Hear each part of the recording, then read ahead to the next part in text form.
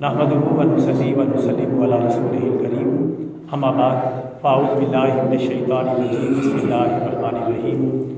Brother इस्लाम, सियासिता की हदीस मुबारका है जिसमें प्यारे आका सल्लल्लाहु अलैहि वसल्लम का ये अजीम शान फरमान आली शान मौजूद है।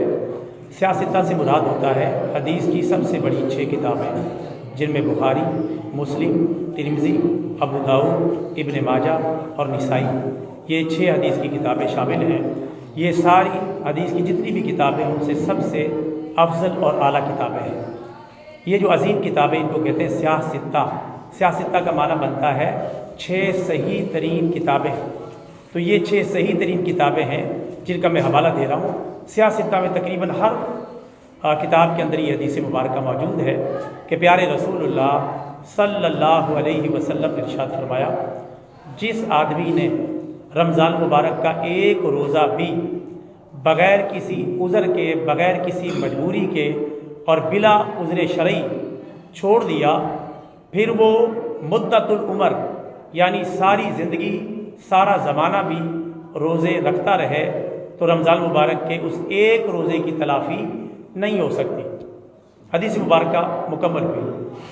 ब्रदर इस्लाम, ये हदीस मुबारका इतने प्यारे अंदाज में हमारे प्यारे नबी सल्लल्लाहु अलैहि वसल्लम ने बयान की है कि इससे ज़्यादा बेहतर अंदाज में, आला अंदाज में रमज़ान के रोज़े की फजीलत बयान की नहीं जा सकती। कितने शानदार अंदाज में बात को समझाया है कि जिसने एक रोज़ा छोड़ दिया फिर वो सारी ज़िंदगी भी रोज़े रखता रहे, तो रमज़ान मुबारक के उस रोज़े का वो सवाब दोबारा हासिल कर ही नहीं सकता, दुनिया में कम अज़ कम मुमकिन नहीं। अल्लाह कोई अपनी मेहरबानी कर दे तो एक अलग चीज़ है, दुनिया में मुमकिन नहीं है इसकी तलाफ़ी। दुनिया में हर चीज़ की तलाफ़ी हो जाती है, लेकिन इसकी तलाफ़ी नहीं होती। उसको वो सवाब कभी भी नहीं मिल सकता जो अदा रोज़ा रखने का मिलना था। अब ये जो फजीलत है, ये रमज़ान के हर रोज़े की फजीलत है। पहले रोज़े से लेकर 29वें या 30वें रोज़े तक हर रोज़े की अहमियत का यही हाल है कि अगर वो जानबूझ के छोड़ दिया, एक मजबूरी से, वो हदीस में आ गया है। मजबूरी क्या हो सकती है? मजबूरी ये है कि आप शरई सफ़र पर रवाना हो गए, कोई इतना लंबा सफ़र है जो 99 किलोमीटर से ज़्यादा का है या 64 मील से ज़्यादा का सफ़र है।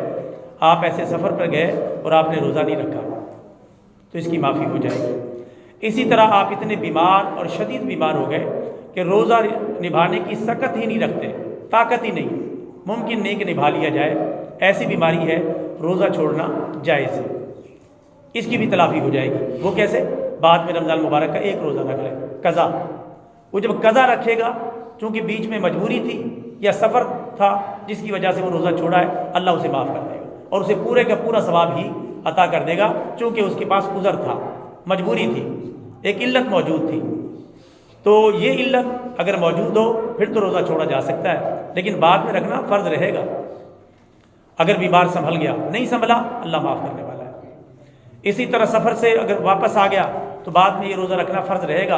सफ़र से नहीं आया, अल्लाह को प्यारा हो गया, तो अल्लाह फिर भी माफ़ कर देगा, क्योंकि यहाँ उज़र मौजूद है।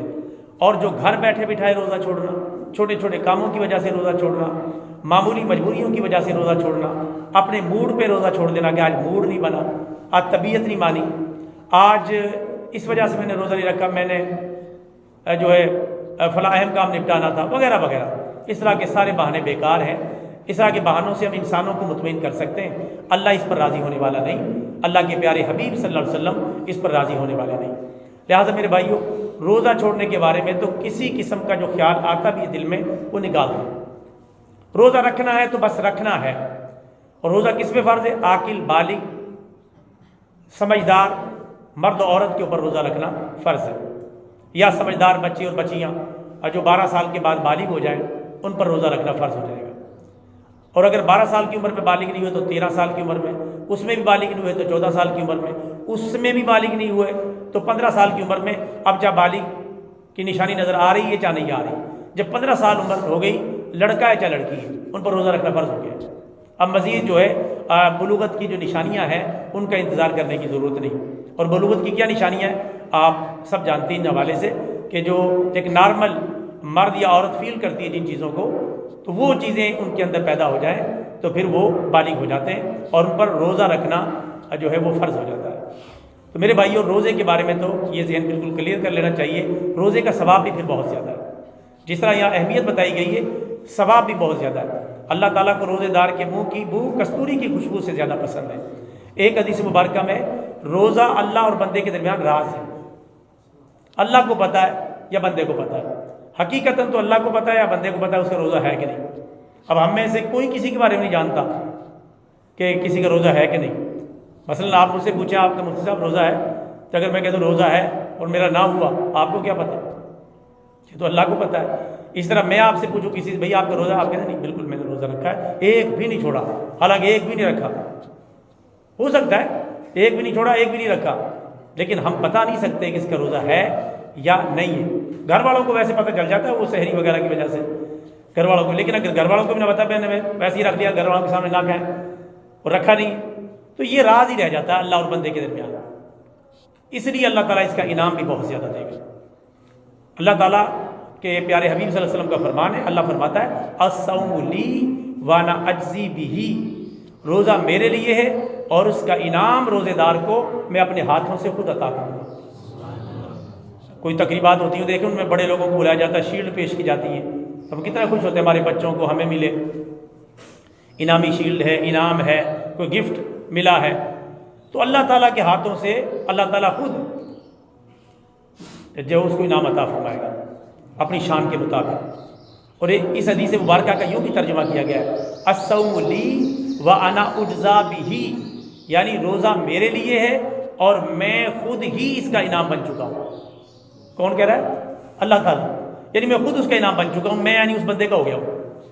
دوسرے الفاظ میں آسان میں سمجھ لیں، میں اس بندے کا ہو گیا ہوں، اب یہ مانگتا چلا جائے میں دیتا چلا جاؤں، اور میں اس کو کبھی بھی ناراض نہیں ہونے دوں گا، جو کچھ یہ مانگتا چلا جائے گا میں دیتا چلا جاؤں۔ یعنی اللہ ہی بندے کا ہو جائے تو پھر تو بات ہی ختم، پھر تو اللہ تعالیٰ سے جو عرض کریں گے اللہ تعالیٰ مانتا چلا جائے گا۔ اللہ تعالیٰ کا یہ جو فرمان ہے حدیث مبارکہ میں آیا ہے کہ روزہ میرے لیے میں خود اس کا انعام بن جاتا ہوں۔ جب اللہ خود انعام بن گیا تو پھر جس کا اللہ اس کی پوری کائنات، جس کا اللہ اس کی جنت، یعنی پھر تو معاملات اس طرح جس طرح ہوتا ہے نا کہ گھر کا سربراہ یا ملک کا سربراہ ہی، اب ہم میں سے یہاں کوئی ملک کا سربراہ ہمیں فون کر دے کہ آج کے بعد آپ یہ بھاگنا دوڑنا چھوڑیں، بس اللہ توبہ کریں، سارے پیسے جتنے آپس بول دیا کریں، آپ کو ٹرانسفر ہو کے آپ کے اکاؤنٹ میں پہنچ جائے گا۔ کسی ورکر کو ہی فون آ جائے، ورکر جائے گا دوبارہ نوکری پہ، ہو گئے جائے پڑے بھاڑ میں نوکری، میں نے کیا کرنا ہے 30-40 ہزار کے لیے، آپ کو آپ کے ڈیمانڈ کے اوپر جو ہے وزیر اعظم کی طرف سے آپ کے اکاؤنٹ میں پیسے آنے شروع ہو جائیں، بس جتنے بھیجنے بھائی اس دفعہ بھیج دو 5 لاکھ 10 لاکھ، پرواہی کروں کہ ساری زندگی کا میں نے ذمہ داری لی تھی۔ تو یہ تو دنیا کی مثال ہے، ہم اتنے بے فکرے ہو جائیں گے یار کیا کمال ہو گیا ہے، وہ تو اللہ ہے، یہ کیا کمال ہو گیا ہے، اس سے بڑا تو کمال ہی کوئی نہیں ہے، کتنا بڑا کمال ہو گیا ہے۔ اللہ فرماتا ہے روزہ میرے لیے اور میں خود اس کا انعام بن چکا ہوں، اب میں تمہارا ہو چکا ہوں، تم میرے میں تمہارا، تم مجھ سے مانگو میں تمہیں عطا کروں، تم سوال کرو میں دے دوں، تم جھولیاں پھیلاؤ میں جھولیاں بھر دوں، تو کتنا بڑا انعام ہے میرے بھائیو۔ اس لیے روزہ نہ چھوڑیں خدا کے لیے، اگر کوئی چھوڑ رہا ہے۔ اب تو روزے بھی پہلے کہتے تھے رمضان آ گیا، اب رمضان گیا، جا رہا رمضان آخری عشرہ ہے، اس کے بھی آج کون سا روزہ ہے؟ 24واں روزہ ہے۔ آگے دیکھیں 6 روزے بنتے ہیں، کتنے بنتے ہیں، ایک روزے کا فرق آ سکتا ہے۔ تو روزہ تو گیا، رمضان بھی گیا، اور یہ مہمان مہینہ اب سال بعد آئے گا، تو اس سے پہلے اب بھی سنبھل جائیں، اب بھی توبہ کر لیں جو بھائی روزہ نہیں رکھتے، سستی نہیں کرتے۔ اور یہ سب سے بڑی ذمہ داری ہے گھر کے سربراہ کی۔ گھر کا سربراہ اگر سست ہے تو پوری فیملی سست ہے، الا ماشاءاللہ کوئی تیز نکل آئے، اور گھر کا سربراہ ایکٹیو ہے تو انشاءاللہ پوری فیملی جو ایکٹیو ہو جائے گی۔ گھر کا سربراہ یہ پورے اپنے گھر میں یہ دیکھ لے کہ کس بندے پر روزہ رکھنا لازمی ہے اور وہ نہیں رکھ رہا، اس کے خلاف تھوڑا سا ایکشن لے، سمجھائے، تبلیغ کرے، دعوت دے، پھر بھی نہیں مانتا تو تھوڑی سختی کرنے میں کوئی حرج نہیں، یہ فرض ہے، فرض پہ سختی بنتی ہے، فرض پہ سختی کرنا بالکل جائز ہے۔ اگر گھر میں کوئی بندہ روزہ نہیں رکھ رہا اس پہ سختی کریں، مرد ہے تو وہ سختی کرے، اگر عورت سربراہ ہے، آج کل عورتیں سربراہ زیادہ تر گھروں کی، عورت اگر سربراہ پھر وہ سختی کرے۔ بعض ماشاءاللہ عورتیں اتنی پاورفل ہیں کہ مرد ان کے سامنے کچھ بھی نہیں ہے، اگر ایسی صورت حال ہے پھر عورتوں کو چاہیے کہ اپنے مردوں میں سختی کریں، کا کھانا پینا بند کریں، ان کو جو ہے صبح شام سختی ذرا ڈانٹیں ان کو تھوڑا سا۔ تو یہ جو بھی ماحول ہو، جو بھی گھر کا سربراہ ہے، ویسے تو اللہ تعالیٰ نے مردوں کو عورتوں کا سربراہ بنایا ہے، لیکن کئی جگہ ایسا نہیں ہے، عورتیں سربراہ ہیں، مرد ان سے پوچھ کے چلتا ہے. ایسی صورت بننی تو نہیں چاہیے، یہ خطرناک ہے، نہ یہ اسلامی تعلیمات کے مطابق ہے. اللہ نے فرمایا الرجال قوامون علی النساء، مرد عورتوں پر آفیسر ہے، مرد عورتوں پر نگران ہے، مرد عورتوں سے اعلیٰ درجے پر ہے. لیکن کئی مرد یہ نہیں افورڈ کر سکتے، تو پھر وہ ظاہر دوسرے راستے سے ان کو سیدھا کیا جائے. بہرحال گھر میں بے روزہ بندہ نہیں ہونا چاہیے. یہ سارے عہد کر لیں، کہہ دو انشاءاللہ. ہمارا گھر اور بندہ عاقل بالغ ہے اور روزہ چھوڑ رہا ہے، اس پہ کمپرومائز نہ کریں. پیچھے بھی کہیں آپ کے رابطے روکتے ہیں، آپ کی بات چلتی ہے رشتہ داروں میں، بہن بھائیوں میں، فون کھڑکا دیں یار روزہ نہیں چھوڑ رہا کسی نے روزہ نہیں چھوڑ رہا. تو اگر کوئی روزہ چھوڑے تو آپ اس کی تھوڑی سی رسی کھینچ لیں. مثلا آپ اس کو کوئی قرض دیتے تھے، نہ دیں، تھوڑا سا روک لیں. اگر آپ اس کے ساتھ کوئی تعاون کرتے ہیں، تھوڑا تعاون روکیں کہ بھی آپ روزہ شروع کریں گے تو میں جو یہ تعاون کرنا شروع کروں گا، تاکہ اسے ڈر پیدا ہو کہ روزہ اتنی اہم چیز ہے. عام لوگوں کو پتہ ہی نہیں کہ روزہ اتنی اہم چیز ہے. اللہ تعالیٰ سے دعا ہے اللہ تعالیٰ ہم سب کو عمل کرنے کی توفیق عطا فرمائے، رمضان کے سارے روزے رکھنے کی توفیق عطا فرمائے. آمین ثم آمین. وما علینا الا البلاغ المبین.